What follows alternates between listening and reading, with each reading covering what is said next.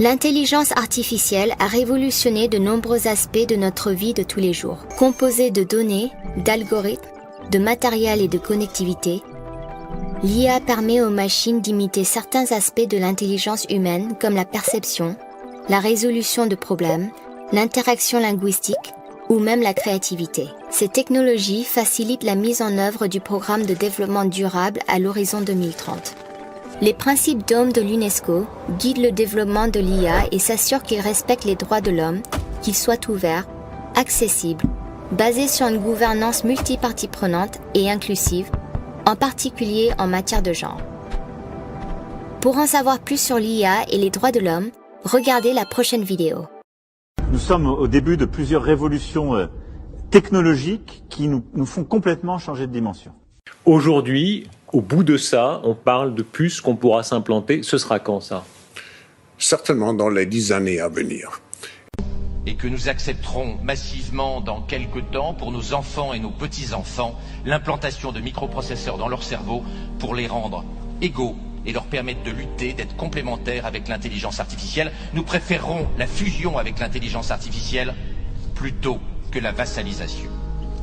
Ce sera le mot de la fin avec vous. Merci, docteur Laurent Alexandre. Je peux vous dire que vous avez un petit peu secoué les esprits. Avec le métaverse de Facebook, nous pouvons avoir une vie numérique qui dépasse notre vie biologique. Notamment si on couple le métaverse de Facebook avec la société Neuralink d'Elon Musk qui est destinée à mettre des implants électroniques dans nos cerveaux. Grâce à ces implants, nous pourrions communiquer avec le métaverse de Facebook et nous pourrions injecter dans les ordinateurs une partie du contenu de notre cerveau et de notre conscience. Ce serait une façon de devenir immortel en téléchargeant notre conscience dans le métaverse. Situation financière, habitudes de consommation, carrière professionnelle, jusqu'au comportement sur les réseaux sociaux. Critiquer le gouvernement sur Internet ou exhiber des signes extérieurs de richesse, mauvais score. En revanche, des louanges au parti ou un don de sang augmentera votre crédit social. Je crois que notre génération doit savoir que la bête de l'événement est là. Et elle arrive.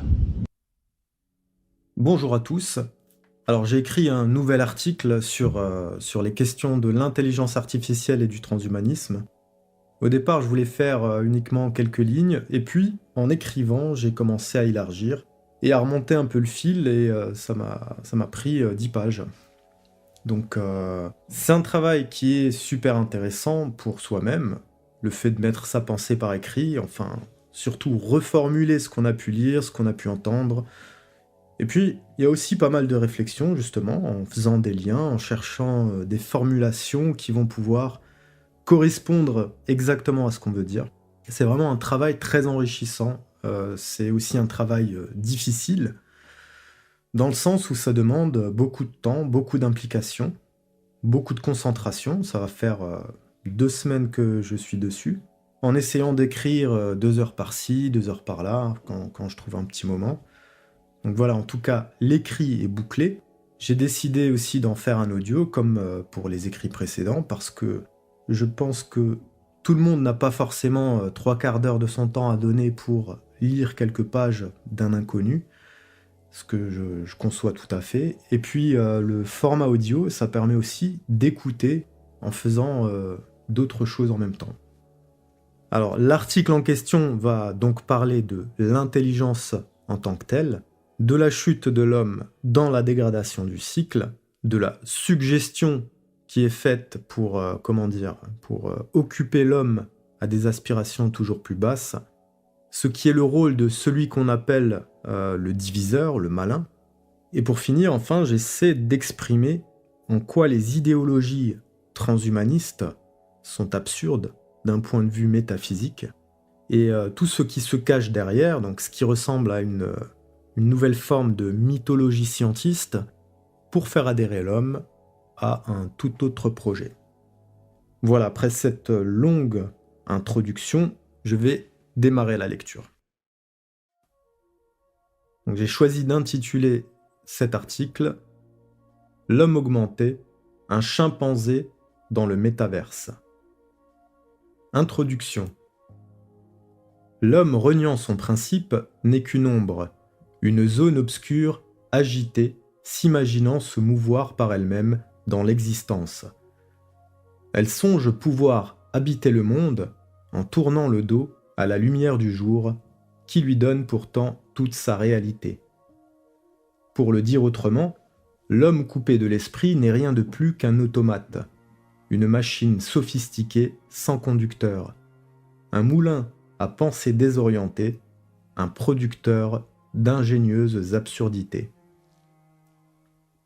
Persuadé de son indépendance vis-à-vis d'une réalité supérieure, vis-à-vis d'un principe fondamental qu'il ignore délibérément, l'homme livré à lui-même ne fait que s'emprisonner dans les toiles des sous-sols de l'existence qu'il explore aveuglément. Les ouvertures sur les hauteurs de son âme étant obstruées par la suie de son orgueil et de son ingratitude, il ne parvient plus à réceptionner l'étendue des rayonnements célestes. Il laisse candidement ouverts les orifices de sa psyché inférieure à la domination des sens, se rendant inévitablement perméable à toutes les influences basses qui ne pouvaient autrefois qu'infuser au compte-gouttes. Ouvert aux suggestions, son intelligence corrompue se met nécessairement au service de son propre anéantissement.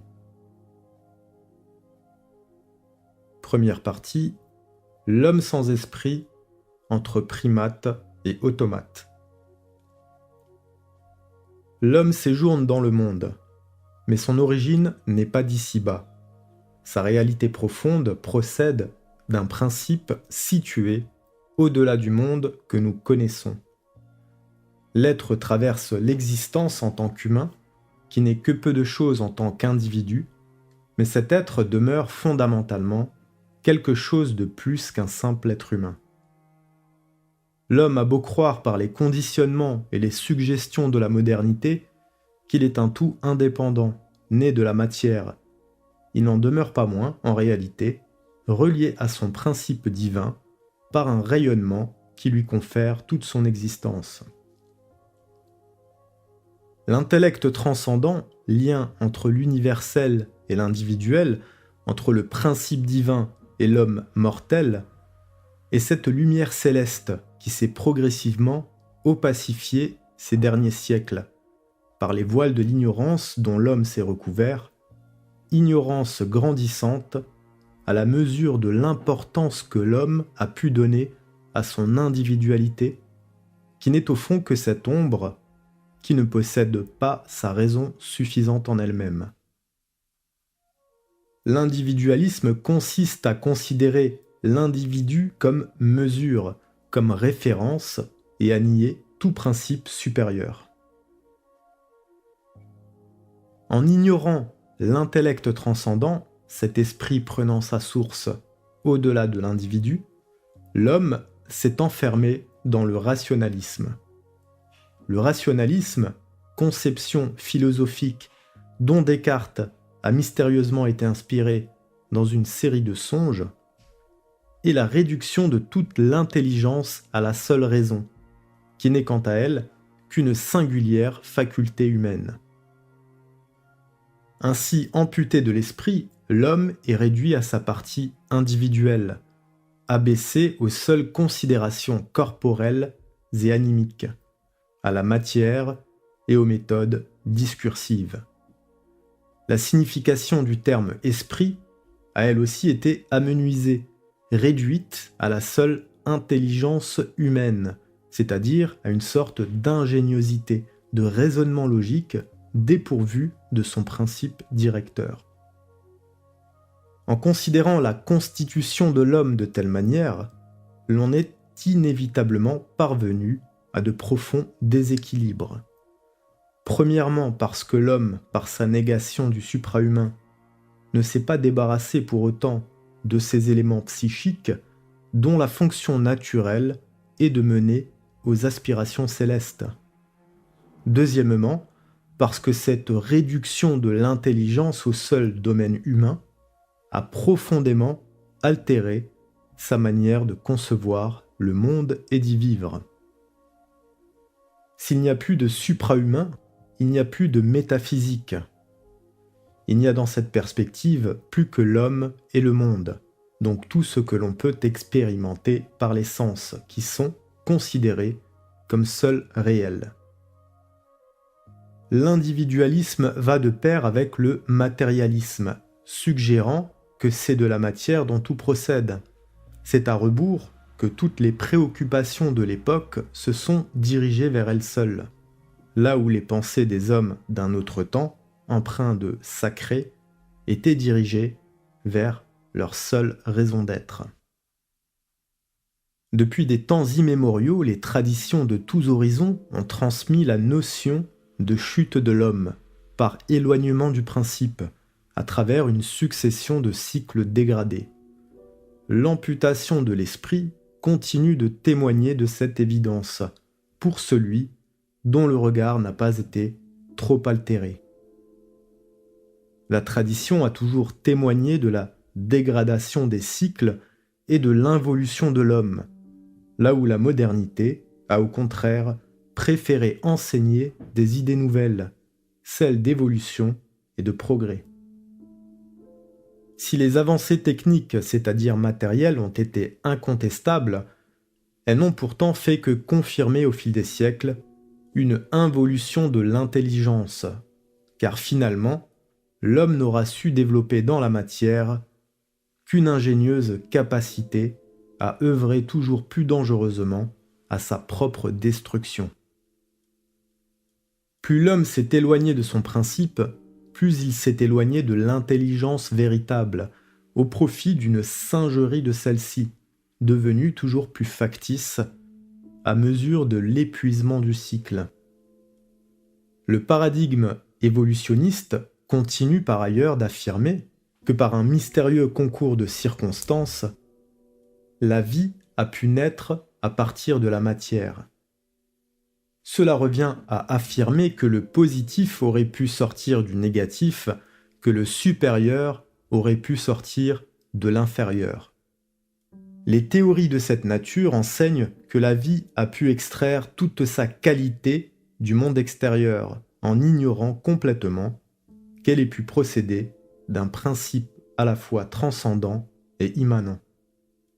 C'est avec cette myopie et partant de ce point de vue que l'homme est arrivé à se considérer lui-même fièrement comme membre évolué du règne animal, autrement dit, en tant que chimpanzé arrivé à maturité. Le scientisme, sous ses airs de sérieuxité, a tenté d'expliquer le comment, en étudiant les conséquences. Il n'a jamais pu s'intéresser profondément au pourquoi, en quel cas il aurait dû admettre une cause première à l'origine de toute chose. La pensée scientifique, en se concentrant sur le quantitatif, ne peut jamais atteindre l'unité qualitative, génératrice et ordonnatrice. La science en tant que connaissance des principes diffère du scientisme du monde moderne qui a choisi de reposer sur l'expérimentation d'apprentis sorciers, sur des phénomènes et de leurs niaises interprétations.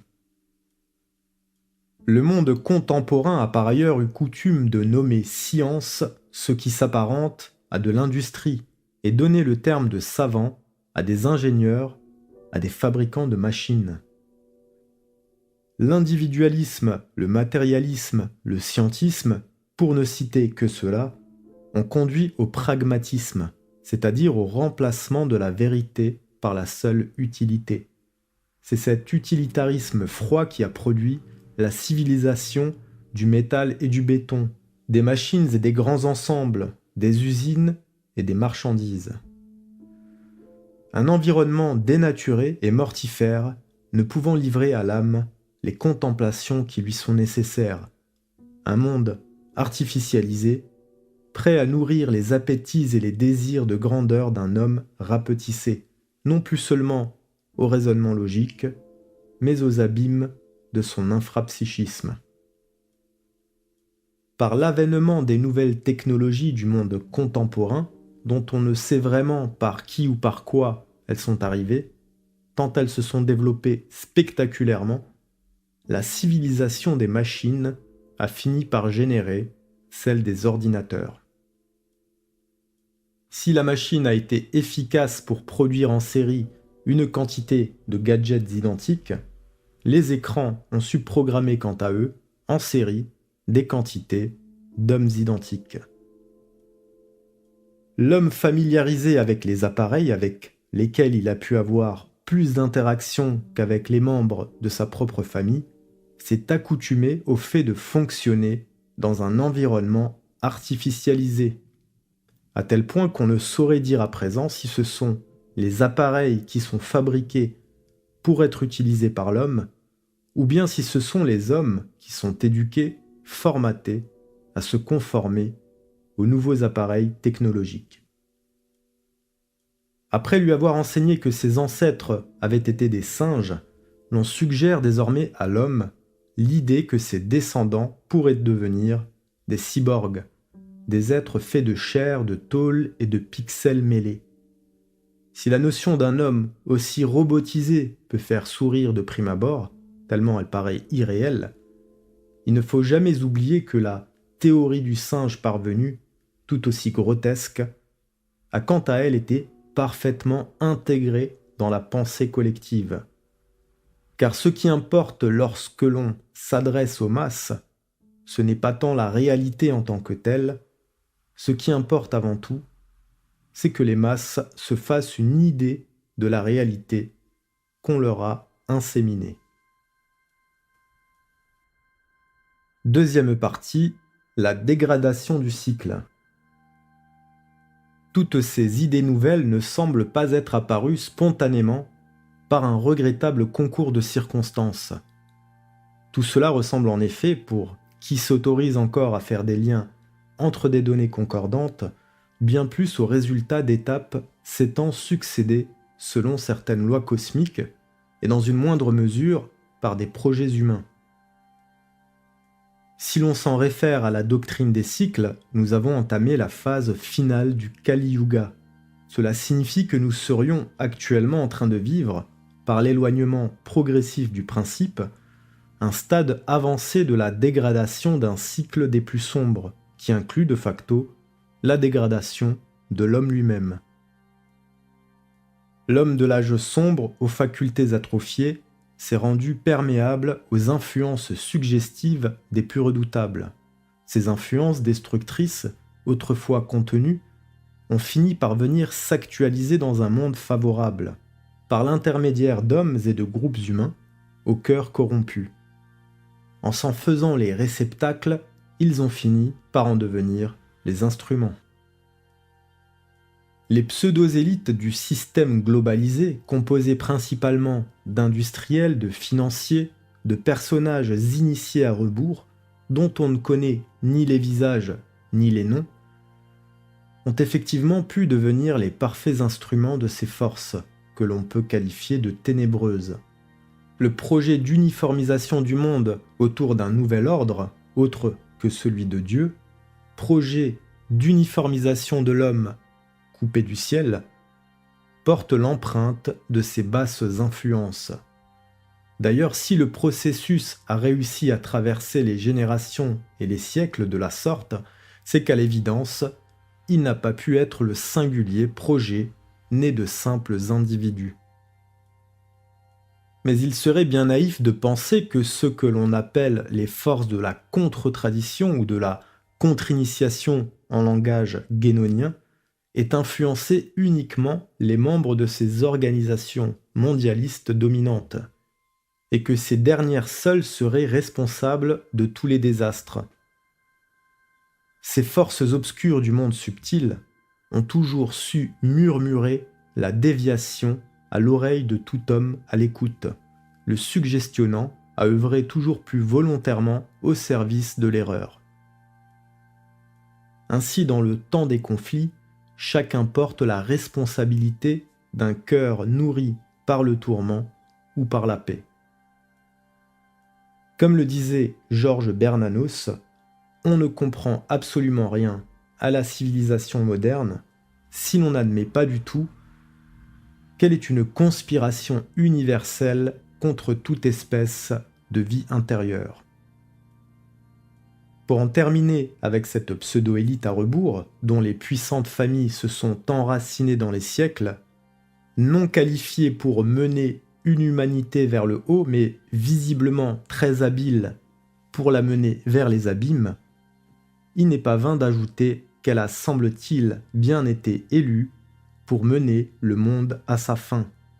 Car en réalité, au-delà des influences maléfiques qui continuent d'agiter ces dernières, il y a un commandement divin orchestrant les cycles. Il était écrit au commencement que le dernier de ces cycles devait nécessairement finir dans l'obscurité, avant qu'un nouveau puisse apparaître pour une nouvelle humanité. Ces pseudo-élites ont finalement été conduites à agir comme ces vers dont la fonction est de venir décomposer un cadavre, celui d'une humanité arrivant en fin de vie, en bout de cycle. Donc, troisième partie, une entreprise de suggestion. Après avoir été désintellectualisés, après que leur attention ait été tournée vers les sens et leurs aspirations vers les objets matériels, les masses d'individus hors ciel se sont volontairement laissés inséminer des idées hors sol par la société du spectacle et ses boîtes à images virtuelles. Il faut dire que l'homo modernus a très tôt été pris en charge par le système de conditionnement. Arraché du sein de sa mère dès l'âge de 3 mois pour intégrer les crèches inhumaines et y désapprendre le sens du lien parental, il est ensuite rapidement entré à l'école pour être, non pas instruit, mais éduqué à la mentalité moderne. Il aura été, pour finir, tout au long de sa vie, copieusement perfusé de sous-cultures par ses assistants virtuels, devenus prolongement de lui-même, lui assurant une médiocrité paramétrée. Les écrans se sont avérés être de redoutables instruments projetant leur incessant flot d'images, de sons et de suggestions. Le cerveau humain ne fonctionne pas comme un ordinateur. Il n'est pas apte à être gavé par la quantité, par l'insignifiant. Il a besoin de concentration, de profondeur pour appréhender le monde, pour en digérer le contenu. Mais les cadences inhumaines, les rythmes dénaturés ne permettent plus à l'âme d'en extraire la béatifique essence et d'éliminer ce qui aurait vocation à l'être. La société de l'abondance, de l'excès, submerge aussi bien les corps que les psychismes épuisés. Les télécommunications diffusent en continu programmes, contenus et informations qui ont en amont été élaborés et mis en scène pour séduire, pour happer l'attention de celui qui était naïvement venu se laisser distraire. Les écrans ne sont pas de simples boîtes à rêves nourrissant l'imaginaire. Ce ne sont pas de simples fenêtres sur des mondes virtuels qui nous permettraient de nous évader d'une vie de robots boulot dodo. Les écrans sont avant tout des fenêtres Windows donnant une vue, un accès de l'extérieur sur nous-mêmes.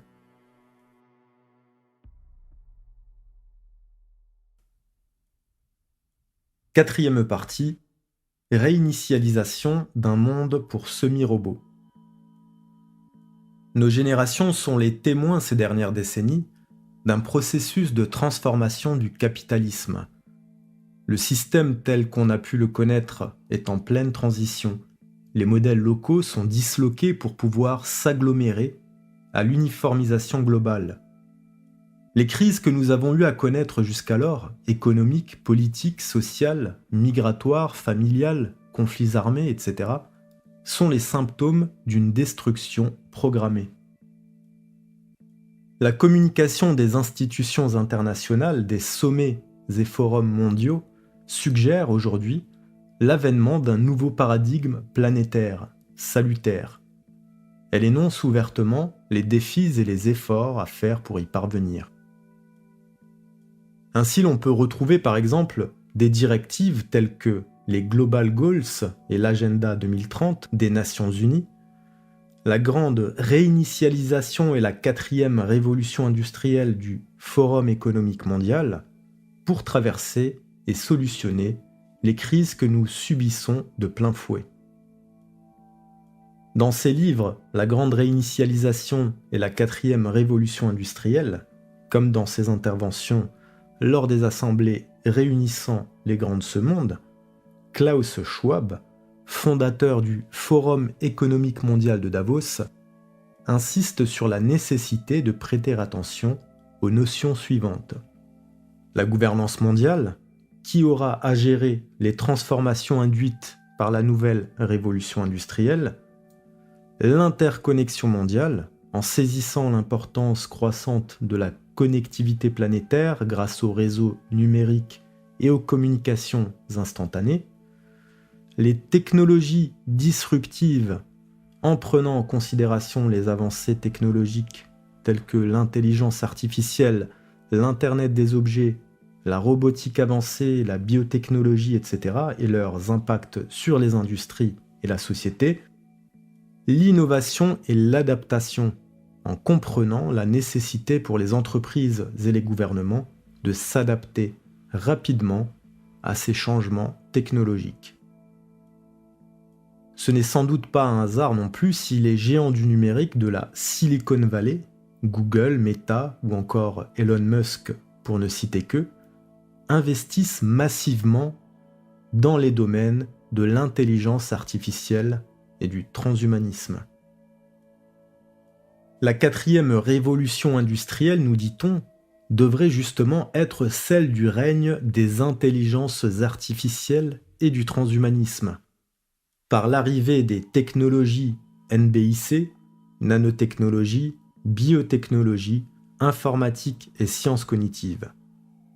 L'humanité pourrait, d'après les déclarations des initiés, être complètement transformée.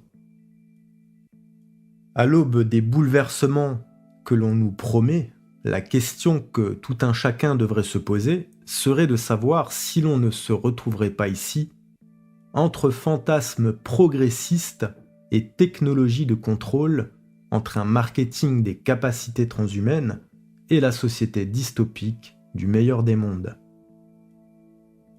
Nos élites de toutes sortes, d'une seule voix, semblent en tout cas suggérer aujourd'hui à l'homme les contours d'une nouvelle forme de mythologie, un récit fondateur avec la particularité de se dérouler non pas dans le passé, mais dans le futur.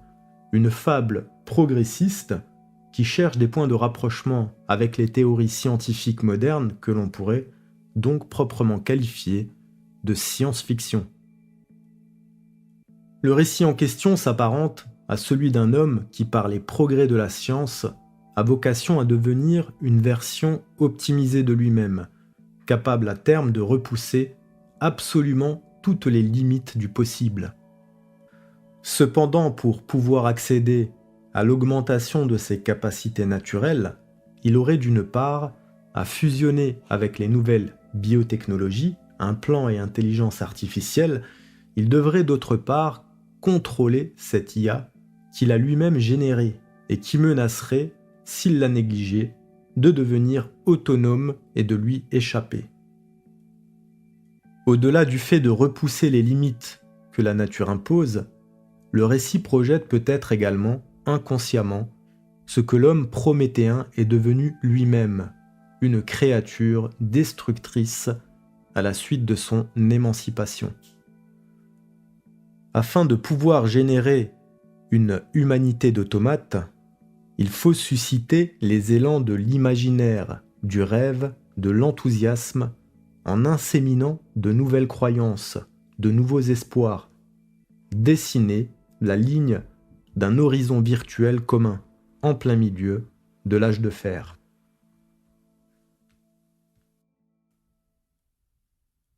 Cinquième partie, l'intelligence artificielle, une intelligence factice. L'intelligence artificielle se réfère à la capacité des machines, des systèmes informatiques ou des algorithmes à simuler une intelligence humaine.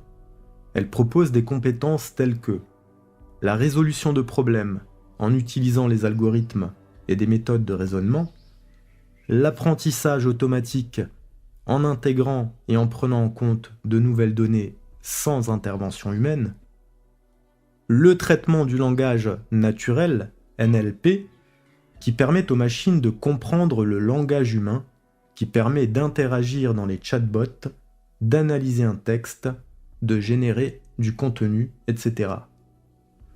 La reconnaissance faciale et de forme, la prise de décision, certains systèmes d'IA sont capables de prendre des décisions basées sur des données et modèles préétablis. Et enfin, l'autonomie, par des systèmes autonomes capables d'effectuer des tâches avec le moins d'intervention humaine possible. Voitures autonomes, drones, robots industriels. L'utilisation de l'IA a vocation à créer des outils informatiques capables de traiter rapidement un grand nombre de données, tout en essayant, et c'est là la différence avec l'ordinateur classique, de s'approcher de certaines capacités cognitives humaines telles l'interaction, l'apprentissage, la prise de décision, etc. Il semble y avoir aujourd'hui beaucoup d'espoir dans l'intelligence artificielle, si l'on en croit les investissements massifs dans ce domaine, des GAFA aux universités de recherche, des gouvernements aux industries. De nombreuses personnalités en font la promotion, que ce soit Elon Musk, Jeff Bezos, Harari ou encore Laurent Alexandre en France. Aucun d'entre eux ne manque de superlatifs pour en vanter les mérites. L'IA devrait bien révolutionner tous les secteurs de la société. Dans la santé, par la détection précoce et précise de certaines maladies comme le cancer, dans la personnalisation des traitements en fonction des données génétiques du patient, dans la finance, par la détection de fraude et de crédit à risque, par l'optimisation des investissements, dans l'environnement, par l'optimisation des ressources naturelles, par la gestion des déchets, par la surveillance des écosystèmes, dans l'énergie, dans la gestion des villes, dans la créativité, etc.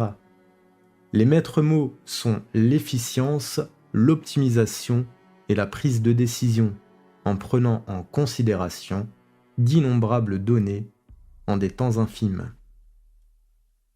Toutefois, l'idée de laisser des domaines tels que l'éducation, la justice, la politique, l'ingénierie sociale ou encore le corps humain au discernement artificiel d'une IA peut légitimement susciter de vives interrogations.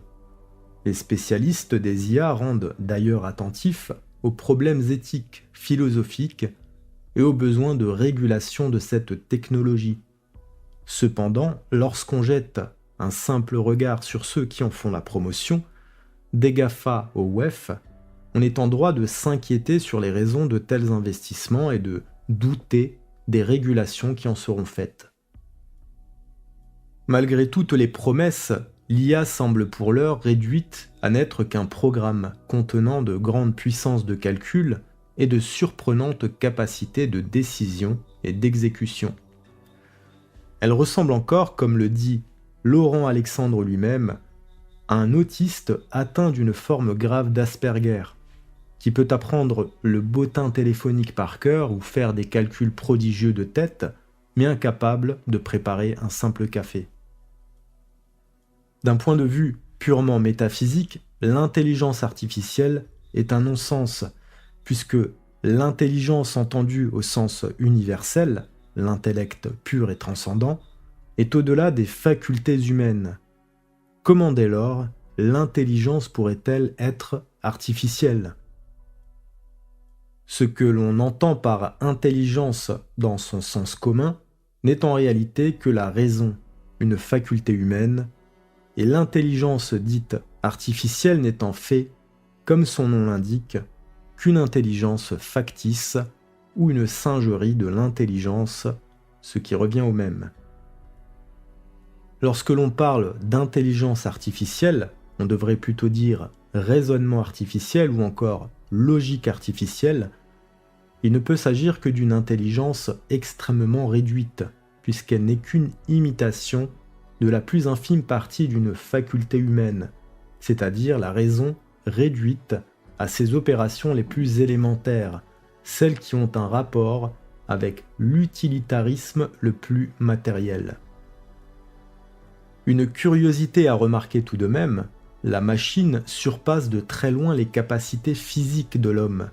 L'intelligence artificielle surpasse quant à elle largement ses capacités de calcul, de mémoire et de vitesse d'exécution, ce qui demeure en soi tout de même très intriguant lorsqu'on y réfléchit. Cependant, aucune machine, aucune IA aussi perfectionnée soit-elle, ne pourront jamais égaler l'homme en termes de profondeur, car elle ne possède pas de sens pour réceptionner toutes les subtilités du monde. Aucun prompt ne pourra jamais reproduire le sentiment de plénitude procuré par la contemplation de la mer un soir d'été, une glace à la main, en compagnie de ses enfants. Cela restera pour elle à jamais étranger, car il ne s'agit pas de ces choses qui sont de l'ordre du calcul. Aucune d'entre elles ne pourra jamais reproduire des émotions à moins de les singer, parce que les IA ne possèdent pas de système nerveux, pas de chimie interne, pas d'hormones, ni de sang, venant faire le lien entre corps et psyché. Aucune IA ne pourra jamais s'intéresser profondément au pourquoi des choses, aux questions existentielles qui poursuivent l'homme depuis toujours. Qui suis-je? D'où viens-je? Où vais-je? Parce que l'IA n'est rien de réel, elle n'est qu'une simulation, un assemblage d'algorithmes sans esprit. Le monde obéit à des lois, comporte des limites naturelles auxquelles même l'artificiel doit finir par se soustraire. Sorti des considérations métaphysiques, il n'y a que l'illusion et l'imaginaire qui puissent simuler le dépassement de la nature. C'est sans doute ici qu'on peut comprendre le récit de l'utopie transhumaniste. Car s'il est évident que rien d'artificiel ne pourra jamais égaler l'homme en termes de profondeur, si la machine ne peut jamais devenir homme, l'on fera tout pour que l'homme devienne lui-même machine. C'est le défi de l'hybridation, des interfaces cerveau-machine, des puces et nanotechnologies greffées sous la peau. C'est en tout cas le défi de ceux qui semblent vouloir à tout prix se faire Dieu créateur de nouveaux types de golems. Il y a 4 solutions. La première, c'est que la filiale à 100% de Google, Calico, qui est destinée à nous rendre immortels, réussisse ses travaux. Et que Google sorte des technologies qui nous rendent immortels, comme sa filiale le prévoit à partir de 2035. Ça, c'est l'immortalité biologique. C'est, de mon point de vue, la meilleure immortalité possible. La deuxième solution, c'est d'avoir une immortalité numérique. Avec le métaverse de Facebook, nous pouvons avoir une vie numérique qui dépasse notre vie biologique. Notamment si on couple le métaverse de Facebook avec la société Neuralink d'Elon Musk qui est destinée à mettre des implants électroniques dans nos cerveaux. Grâce à ces implants, nous pourrions communiquer avec le métaverse de Facebook et nous pourrions injecter dans les ordinateurs une partie du contenu de notre cerveau et de notre conscience. Ce serait une façon de devenir immortel en téléchargeant notre conscience dans le métaverse. Bien sûr, pour que nous vivions 1000 ans avec cette technologie-là, même sous une forme numérique, il ne faudrait pas que Facebook fasse faillite dans les 1000 prochaines années. Il y a 2 autres façons pour vivre 1000 ans. C'est en voyageant vers le futur. La première, on la connaît, c'est la cryogénie. En se faisant congeler à sa mort, on peut voyager dans le futur et être réveillé à un moment où une technologie permettra de guérir les maladies dont on est atteint et de vivre plus longtemps. La cryogénie est une ambulance vers les hôpitaux du futur. Plusieurs milliardaires de la Silicon Valley, notamment dans les entreprises leaders en matière d'intelligence artificielle, ont passé des accords avec la société Alcor, qui est le leader mondial de la cryogénie, pour être cryogénisés à leur mort. 6e partie, la fantaisie transhumaniste. Vous excuserez, je l'espère, ma voix qui semble un peu s'étouffer, s'essouffler. On est en pleine période du pollen et je commence à vraiment le sentir. La paternité du terme transhumanisme est attribuée à Julian Huxley, fondateur de l'UNESCO. Il est notamment le frère d'Aldous Huxley, auteur du célèbre roman dystopique Le meilleur des mondes. Dans l'étymologie du terme, l'on retrouve le préfixe trans, qui suggère le dépassement, le fait de passer outre, d'être au-delà, et humanisme, qui signifie nature humaine, culture humaine. L'on retrouve dans le terme humanisme, homo avec le suffixe isme, suggérant une idéologie, un comportement. Le transhumanisme est un courant de pensée prônant l'utilisation des sciences et des technologies, notamment la biotechnologie, l'intelligence artificielle et les neurosciences, pour améliorer les capacités physiques et cognitives de l'homme en les poussant au-delà de ses limites naturelles. Le transhumanisme suggère le passage à un autre type d'homme. Voici quelques-unes des surréalistes promesses de ce courant. L'amélioration physique. Le transhumanisme propose l'utilisation de prothèses, d'implants et d'autres technologies pour augmenter les capacités physiques de l'homme, telles que la force, la vitesse et la résistance. L'amélioration cognitive, elle vise à développer des méthodes d'augmentation de la mémoire et des capacités mentales en général, notamment à travers des interfaces cerveau-ordinateur et des thérapies géniques. L'immortalité. Certains courants transhumanistes suggèrent la possibilité de vaincre le vieillissement et même la mort, en utilisant la médecine régénérative, les nanotechnologies et d'autres avancées médicales. L'exploration spatiale. Le transhumanisme encourage la colonisation de l'espace en vue d'assurer la survie de l'humanité et l'exploration de nouveaux horizons. Enfin, l'humanité à deux vitesses, le courant suggère que l'humanité risque d'être scindée en deux, entre d'un côté ceux qui auraient la chance de bénéficier de cette hybridation et ceux qui seraient laissés à leur condition d'homme, ratant le wagon de l'évolution. Sous ces puérils airs de science-fiction, le transhumanisme, comme pour l'intelligence artificielle qui lui est intimement liée, fait curieusement l'objet d'investissements colossaux de la part de puissants personnages de premier plan, que nous avons déjà cités. Et l'on peut légitimement se demander ce qui se cache réellement derrière le narratif fantaisiste de l'hyperclasse. Klaus Schwab, en tant qu'adepte du transhumanisme, prévoit par exemple l'implantation de micropuces sur les vêtements d'abord, puis sous la peau et dans le cerveau d'ici 2026. Il déclare la possibilité d'établir une communication directe entre notre cerveau et le monde digital en mettant l'accent sur les performances humaines augmentées et sur la possibilité de la longévité qui sous-entend la défiance de la mort. Dans ses livres, il affirme que l'on approche des temps où non seulement les avancées technologiques vont changer la façon dont nous vivons et travaillons, mais aussi et surtout remettre en question les idées sur ce que signifie être humain. Voici le nouveau marché à conquérir, celui du corps humain, dans l'utopie du dépassement de la condition humaine. Lorsque l'on possède un minimum de connaissances du paradigme traditionnel, on peut percevoir par le récit transhumain toute l'absurdité de la pensée moderne arrivée au bout de sa logique. Seuls ceux dont le discernement a pu être profondément altéré par les conditionnements peuvent réellement se laisser bercer par de telles illusions. Bien des auteurs ont déjà abordé la civilisation des machines, que ce soit Georges Bernanos, Virgile Georgiou ou encore René Guénon. Tous ont plus ou moins décrit l'individu moderne comme étant symboliquement un croisement entre l'homme et la machine. S'ils avaient certainement vu juste, pouvaient-ils s'imaginer à quel point l'homme se laisserait mécaniser et virtualiser dans de telles proportions ?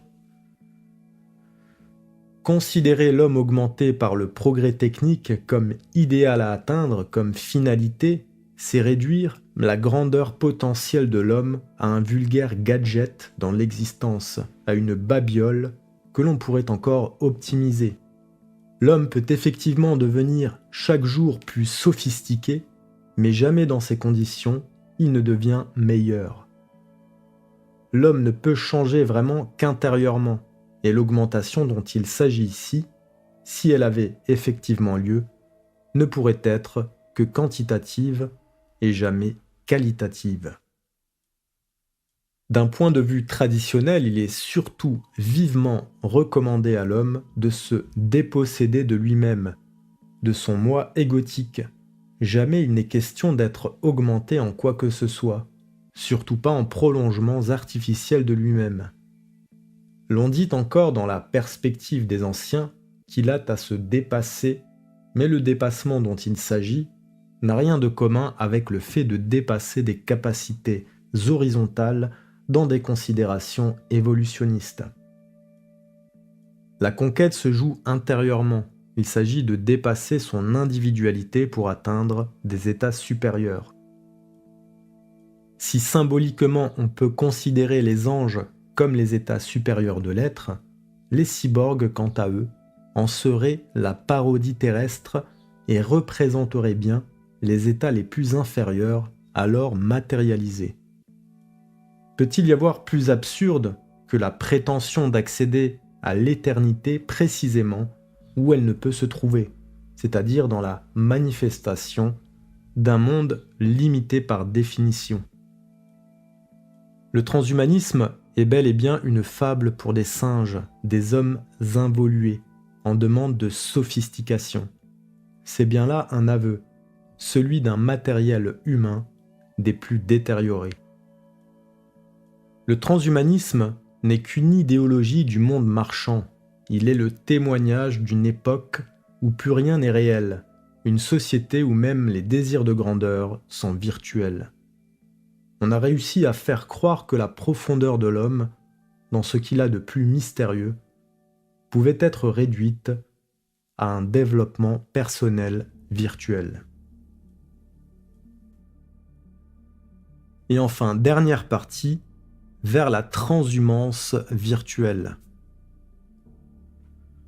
Peu à peu, tout a eu lieu sur Internet, cet espace dématérialisé. Les démarches administratives, les achats, la culture, les interactions, les rencontres, le partage, aujourd'hui le télétravail.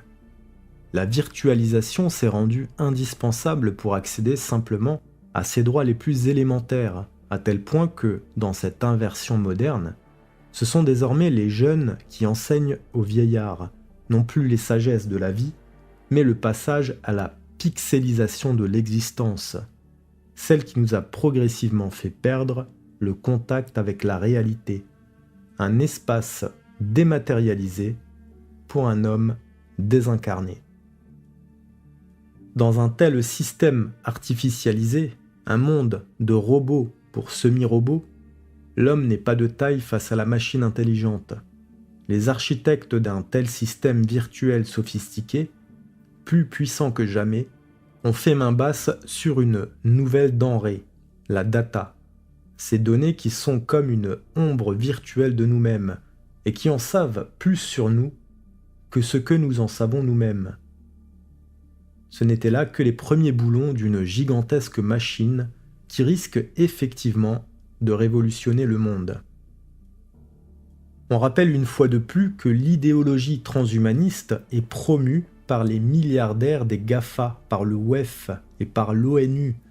Il y a donc quelque chose à prendre très au sérieux derrière les abracadabrantes promesses pour grands enfants. Le projet semble se décliner selon 2 axes. D'une part, l'hybridation de l'homme et de la machine intelligente. D'autre part, les univers virtuels immersifs à l'image du métaverse. Tout cela relié par une hyperconnectivité. L'augmentation dont il est question pourrait simplement servir de prétexte à l'implantation de micropuces sous la peau, faisant office d'identité numérique et servant d'interface avec un réseau centralisé.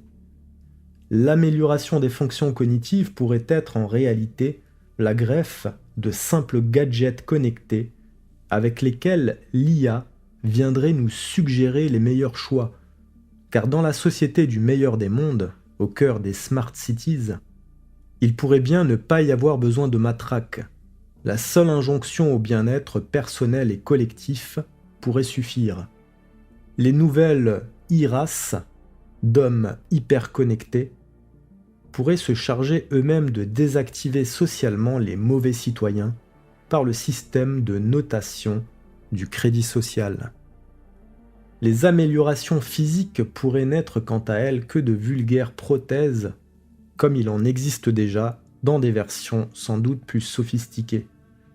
Dans un tel monde, les naissances seraient rigoureusement régulées et bientôt les couveuses artificielles remplaceraient la procréation naturelle. Les questions politiques pourraient bien être léguées aux IA, capables de prendre des décisions grâce à leur capacité à gérer d'innombrables paramètres. Les décisions ne seraient pas contestables puisque la machine est neutre, sans conflit d'intérêt, et bien plus efficiente que les humains. La conquête spatiale procurerait, comme elle l'a toujours fait, d'incroyables voyages faits d'images de synthèse. Elle pourrait être vécue en immersion grâce au casque de réalité virtuelle. L'espace dématérialisé où pourrait se dérouler la vie rêvée, la nouvelle socialisation, serait celle du métaverse. Voilà un moyen idéal de se débarrasser des inutiles en les enfermant dans des réserves, dans des eaux virtuelles, en introduisant le chimpanzé dans le métaverse. L'IA a déjà traversé l'écran pour entrer dans le monde réel, pénétrant jusque dans la chair. L'homme a quant à lui traversé l'écran pour s'immerger dans le virtuel. Car derrière ces slogans de science-fiction, l'enjeu n'est pas tellement celui de créer des intelligences ou des robots qui pourraient se rapprocher de l'homme, mais plutôt d'artificialiser l'homme. Il ne s'agit pas de robots humanisés, mais d'hommes dénaturés, jusqu'à être désincarnés, et dont l'intelligence a été rendue artificielle. Derrière la sympathique mythologie pour décérébrer, nul doute que si le monde dystopique ne parvenait pas à s'imposer par le rêve qui nous est vendu, et par l'adhésion à celui-ci, il s'imposerait inévitablement par les crises mondiales provoquées par les ingénieurs du nouveau modèle de société humaine. Le Cococircus en aura été un parfait exemple, par l'instauration de l'architecture du contrôle, par l'ingénierie sociale, sous des prétextes sanitaires, de l'imposition de QR codes, de systèmes de passe, en passant par des injections de produits inconnus sous la peau, pour pouvoir accéder à la vie sociale. Toutes ces choses ont été savamment pensées et n'ont pas pu arriver spontanément sur le devant de la scène. Mais les masses hypnotisées, trop occupées à être plongées dans leurs smartphones, les téléphones intelligents, plutôt que de vivre des vies d'hommes, semblent avoir accepté depuis longtemps cette transhumance virtuelle, cette singerie de l'existence. Ce n'est qu'à une époque comme la nôtre, celle de fin de cycle, que le métaverse puisse devenir une singerie de la métaphysique, que l'intelligence artificielle puisse devenir la singerie de l'intelligence, que la data puisse être une singerie du connais-toi toi-même, que l'homme augmenté puisse être la singerie de l'homme réalisé. Au-delà de la volonté de créer un nouvel ordre et de mettre les masses humaines sous bracelet électronique, tout cela ne ressemblerait-il pas à une forme de nouvel âge, promettant bien-être et société idéale dans le devenir grâce au progrès de la science? Le courant transhumaniste semble étrangement se rapprocher d'une forme avancée de spiritualité à rebours. Voilà, je vous remercie pour votre écoute et je vous dis à très bientôt.